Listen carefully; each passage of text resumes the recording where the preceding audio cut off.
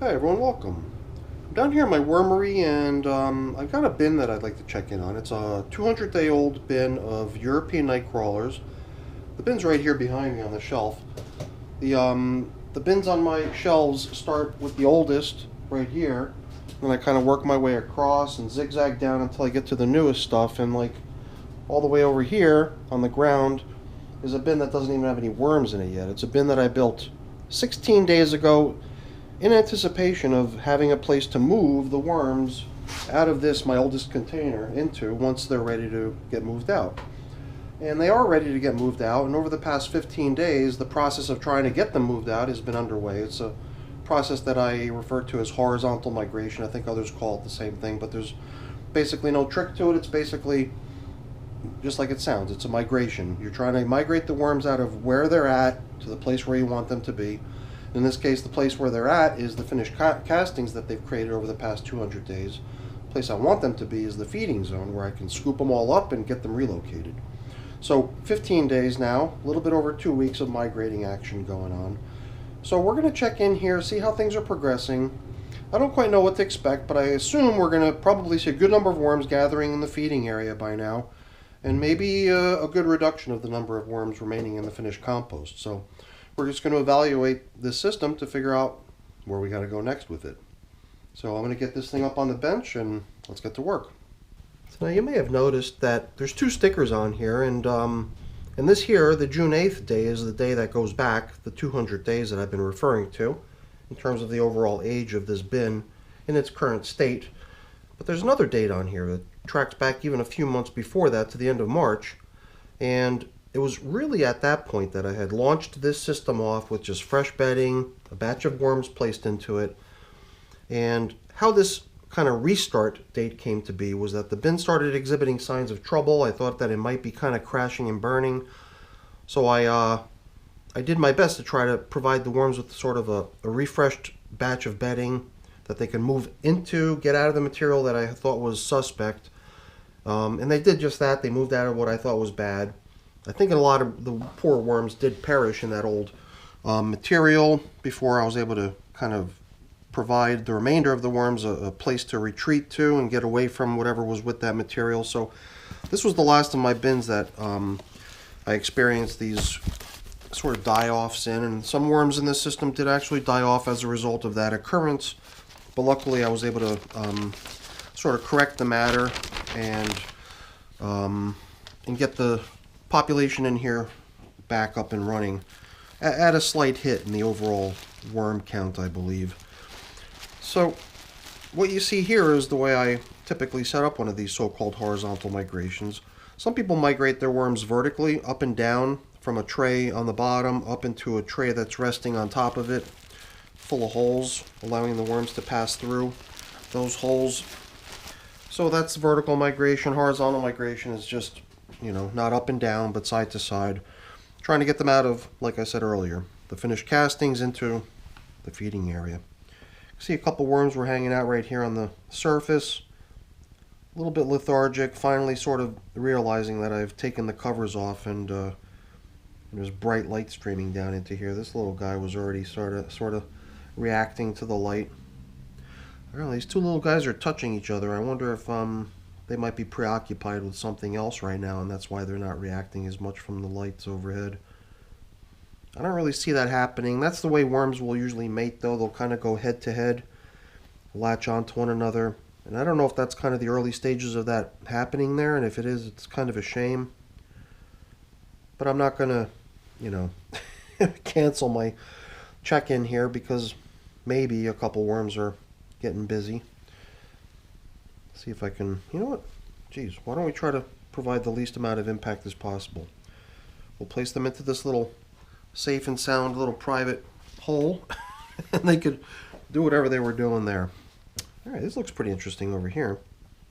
What I did 15 days ago was I set up a feeding area here with a lot of my pre-made bedding, a bunch of yummy food, and I came in here 7 days later, 8 days ago, to shove everything over a little bit and do it again. Put some more bedding in, put some more food in.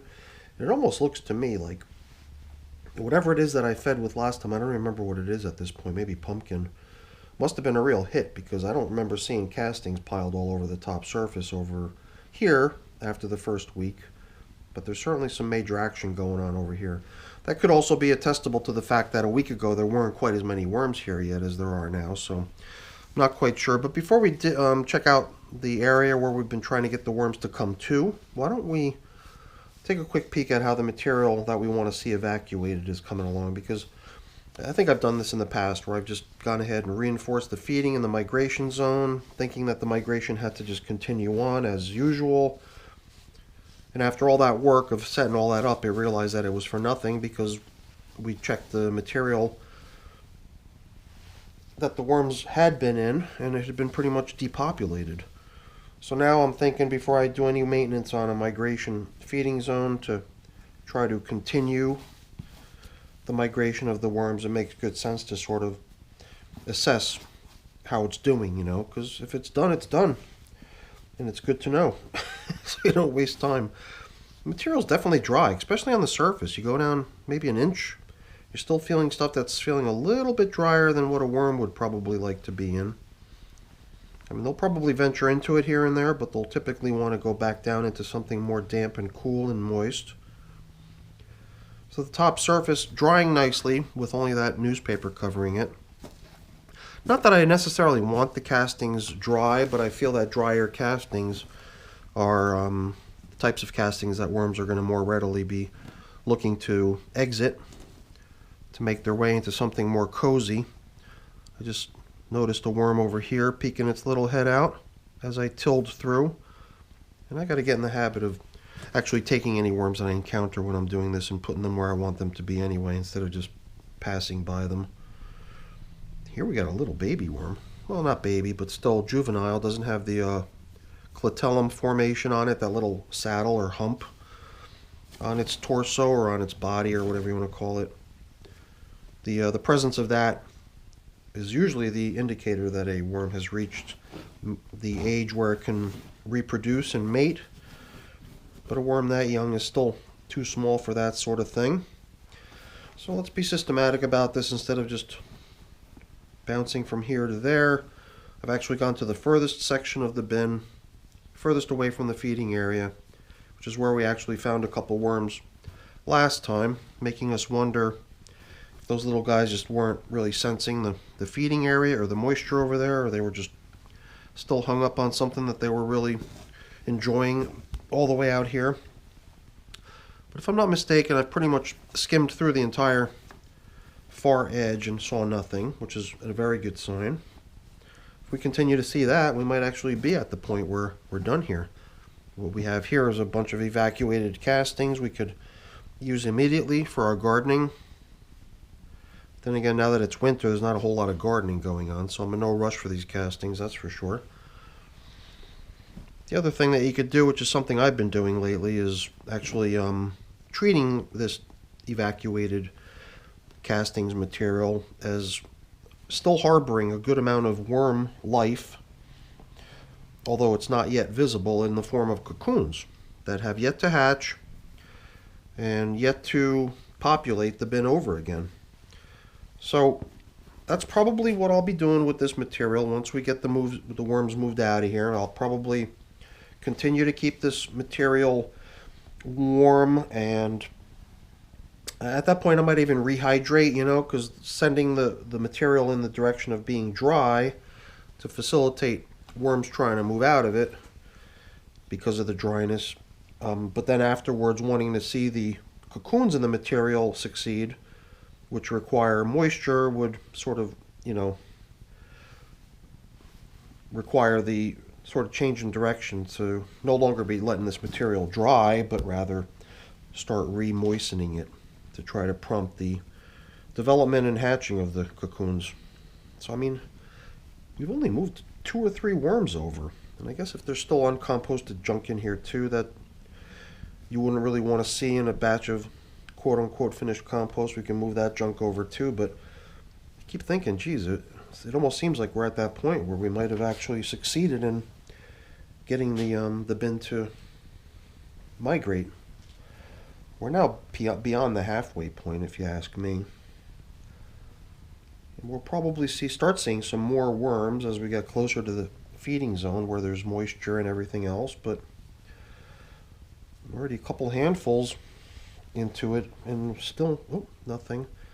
I just saw this leaf or whatever, piece of paper, kind of dangling off my fingertip. I thought it was a worm, but still no. I gotta tell you, this is looking really good. Could it be that at day 200, after 15 days of migration, could it be that we've succeeded in getting the worms to move out? I was very skeptical 8 days ago when we last checked in here. I was starting to really consider this bin as almost being like an underdog that we're going to have to wait for to finish, because it just didn't seem to me like our migration zone was seeing that much action yet last week. And for that matter, I think we saw a good number of worms still hanging out in this finished castings only 8 days ago. And man, what a difference 8 days makes.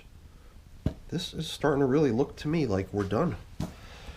I mean, if a few of the castings on the very, very edge there on the perimeter still have worms in it, it kind of makes sense because the plastic covering did actually extend beyond the little dividing wall there. And it did keep the top surface of this castings material pretty damp for about an inch, inch and a half. You probably saw it in the beginning. Probably making this very, very edge right alongside the barrier wall, or the partition wall, making it almost as nice as being in the feeding area itself.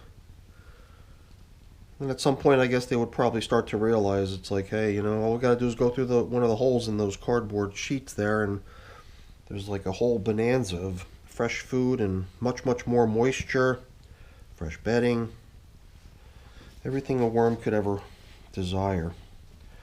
But you know what?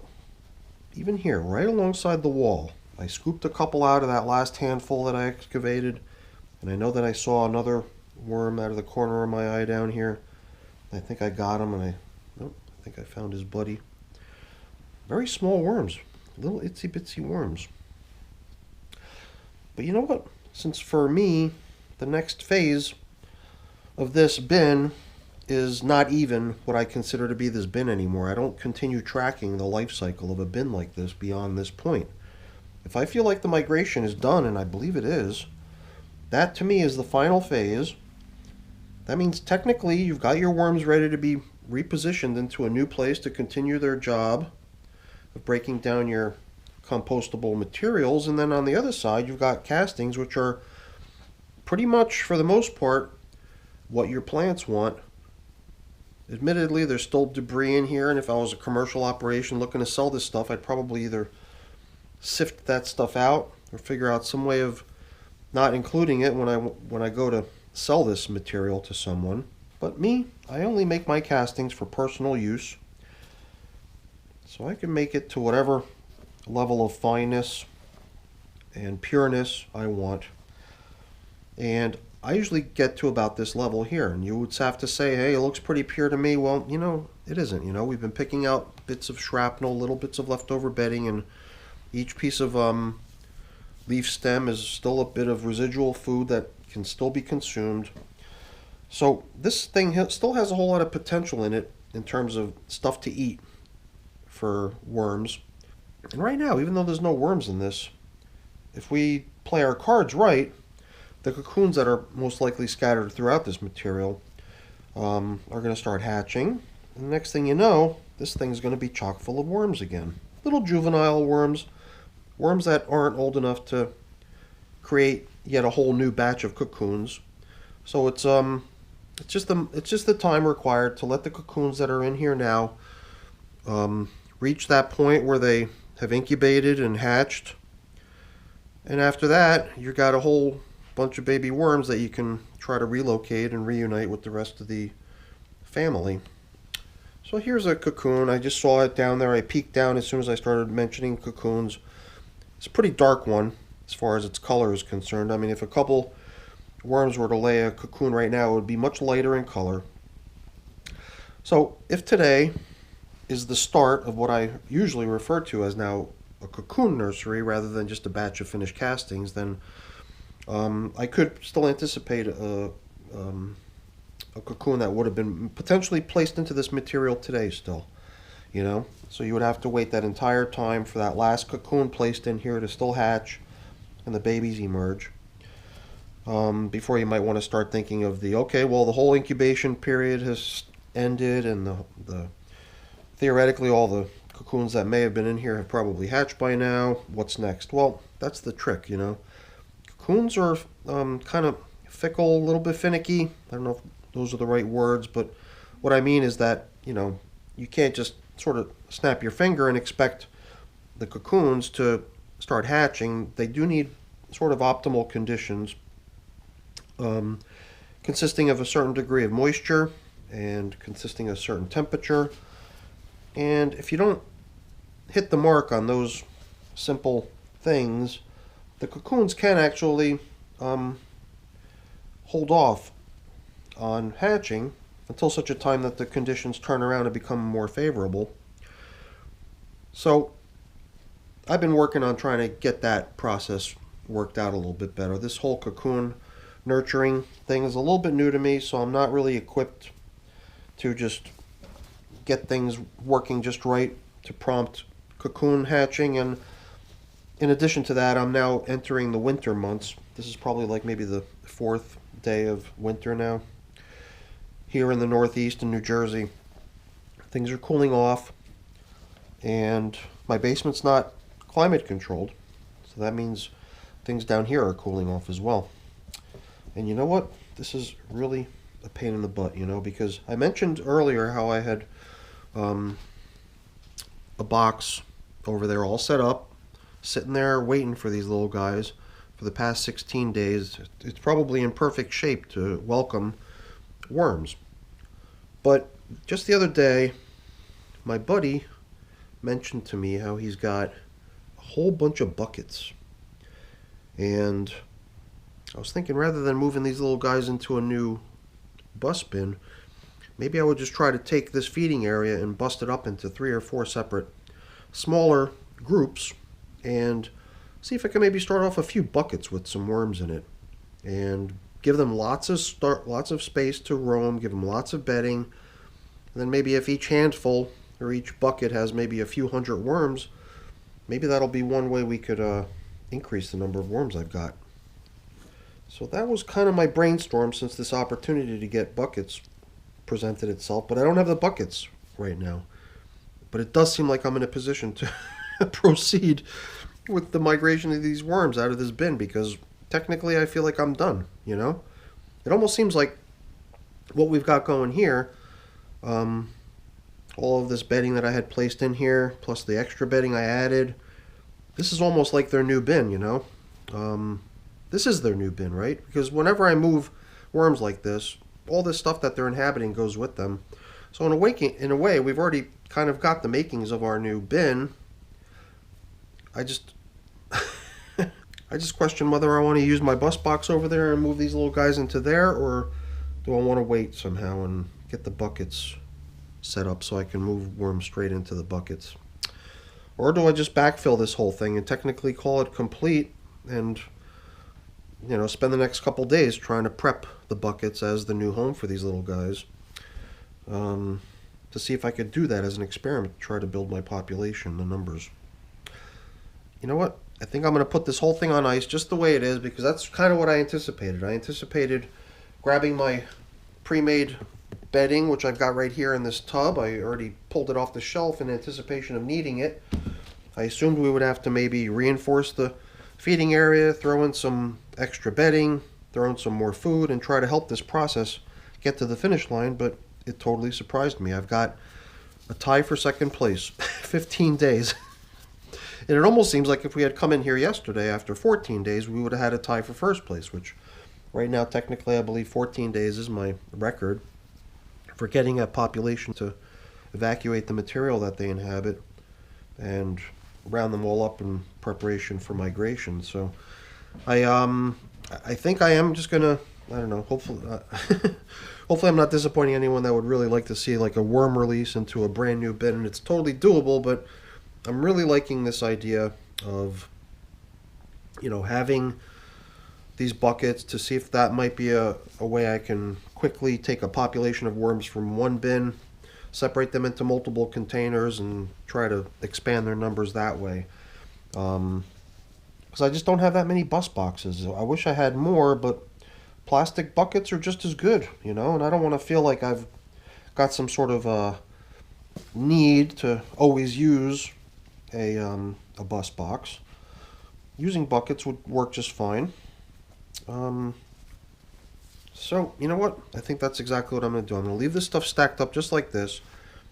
I'm going to move over this partition, but before I put the covers back on, I'd really like to take a peek in here. I just can't seem to resist. By doing this, we've suddenly increased the size of this whole shebang by almost double, or at least the place where the worms are now, and they would probably appreciate that. They would probably even appreciate it more if I gave them even more bedding and gave them even more room, but right now I don't want to go crazy. I think the one thing we can do, though, here really quick is sort of spread this stuff out to utilize the entire space I've given it. It'll drop its level, which is fine. But it'll give us an opportunity to sort of poke through here really quick and see how our worm population in here is doing, as well as the food supply. I don't really plan on feeding now since I know that I'm ready to relocate. So, as much as it looks like they probably could benefit from a little bit more food to tide them over until we get them to their new place or places, there's still stuff like this, a whole banana peel, all these leaves, all this cardboard, all this is also fair game as far as food for the worms. So we don't have to feel bad for them or think that they're going to go hungry. They got plenty of good stuff in here to tie them over up until we're ready to move them out. There doesn't seem to be any one particular spot in here that's causing a concentration of worms, and I definitely don't see any leftovers. But then again, we're not... okay, maybe they're still working on what I put in here 8 days ago. That's where all the worms are. I'm starting to wonder where all the worms were, because over here, looks like they already polished everything off that was there, and they moved right into the new stuff that they received just a few days ago. Well, 8 days ago at this point. But at this point, if it's the entire population of the bin all huddled up in this edge here, trying to get at the food that I placed in here 8 days ago, it is possible that there's not going to be many leftovers. But whatever, you know, they can come back and grab that banana peel. Right here, I could see another banana peel, or part of one. I recognize the stem, but it does look like the banana peel that stem is connected to continues on down in this direction, and yeah, it does seem like this edge is where our population has moved into to take advantage of that last feeding. Bananas, not too surprising that it drew a crowd. They definitely like bananas. There might have been other stuff in here too, but I didn't review the video from our last check-in here, so I don't recall exactly what we used to build a really tempting spot for them to come into, but whatever it was, it's working. It definitely included banana. Very cool. It almost seems like a shame to really mix all this stuff up, because if I want a concentration of worms, I could really just steer my attention towards this far edge, because what's out here might be, you know, still have good amounts of worms still hanging out in it, but certainly not like what you see on that far edge over there. So maybe when we do come in here, they will have all come back out to this edge to keep working on those tender morsels, and maybe we can even take this tender morsel we bumped into earlier and make sure it's over there. Is there anything else out here that we can potentially just move over and place in to the far edge? Because then, yeah, there's not a whole lot of reason for worms to be hanging out in this stuff over here anymore. Stuff is pretty much devoid of food. It's mostly bedding. It's not even quite as damp as where all the food is. Where all the food is seems to be like the ideal habitat for worms. So it does almost seem to me like there's just enough of a kind of a dry edge here. I mean, they're certainly not going to go back into this. I don't think that's of any concern. But I think just them wandering away from where the food is, they might venture into this stuff a little bit, but maybe only after they've had their fill, because this stuff just doesn't seem to have any leftover food in it. It's mainly leftover bits of bedding and a bunch of castings mingled into it. So I think I got to get my act together. I'm going to follow up with my buddy and make a quick trip over to his house and collect up those buckets because I do want to, I really like this idea of trying to see if I could take this one little population in this bin here and seeing if I could, expand them out into a larger area in multiple containers to see if they'll take advantage of the extra space and kind of trip off a cascade of breeding and mating frenzy. So that's, I guess, what I'd like to see. What really happens is to be determined. But I think we've seen everything we need to see here. I think it's time to start covering things up. I found all these large chunks of paper here. I figured I'd see if I can round them all up and try to use them as further coverings for the feeding area to help keep the moisture down in there where the worms are. Don't want to give it too much of a chance to dry off too much. Here too is a cardboard tube. I think that right there is going to help keep the moisture down a little bit, especially with the plastic coverings going on top too. Here's yet another piece of, oh, sorry guys, did I separate these two little wormies that might have been just about to get intimate? I don't know. It's possible. But yeah, this is so cool. I always get a kick out of coming into one of my worm bins and seeing something I wasn't quite expecting. And I gotta admit, I wasn't quite expecting that. I wasn't expecting to come in here and find that the worms had actually done my bidding exactly the way I'd hoped they would. They pretty much moved out. Look at this. If I reorient this piece of plastic, then I can get much better coverage over the feeding area so it doesn't start to dry out and become less hospitable. In fact, this plastic covering like this might even let some of the moisture from there circulate into that less damp stuff. So we'll see how that works. And I think it'll be only a couple days before we get back in here to try to seal the deal. And, as far as this is concerned, I'm going to be considering this as a done deal. I don't know. I don't know how to record it in my tracking spreadsheet. That's the only trick. But to me, this is a bin complete from start to finish, from inception to evacuation in 200 days. Broken up into little segments. I've already hinted at how long the migration was going on, but basically the composting phase of this system lasted 140 days. That 15 feedings is what I consider to be what made up these castings here. These 2 feedings that are associated to the migration phase are stuff that's here in the migration feeding zone and will go with the worms. So in a way, I don't really, in my mind, consider those feedings that get applied during a migration to be really part of the finished batch of castings, because that's not really, where the castings end up in the end when that food all gets consumed, all that bedding gets consumed. It's in the next bin already. So whatever. That's just something I don't quite know how to record properly yet in my tracking sheet. I'm always trying to figure out if I could somehow improve the clarity and accuracy of the stuff I keep records on. So the 45 days foraging was the that period of time between composting and migration that I used to let the worms really pick through the material without getting any fresh foods. And during that month and a half, they take all the little scraps of leftovers in the bin and work them down, gradually depleting the food levels in the material, further increasing your chances of a good speedy migration out of that material for lack of food. So I think we're almost done here. Just got to get the bin covered up. We'll just bring back these cardboard and paper coverings. Here it's not even so important that I continue prompting the drying of the material to motivate worms to move out, because they've moved out. It might be a good idea to even start hydrating this stuff, because if the next step is to see if I can promote birth of cocoons that are down here in this stuff, then moisture will be a key ingredient. But I'm not going to get involved with any of that right now. I think all we're going to do is consider this as a done deal and a batch of worms I need at home. So I got to get to work. All right, everyone, that's it for the video. Hopefully you enjoyed it. If you did, as always, please remember to leave me a thumbs up. That's always very much appreciated. And if you haven't done so already, please also consider subscribing to the channel too. That's very much appreciated too. All right, everyone, have a great day. Thanks for watching.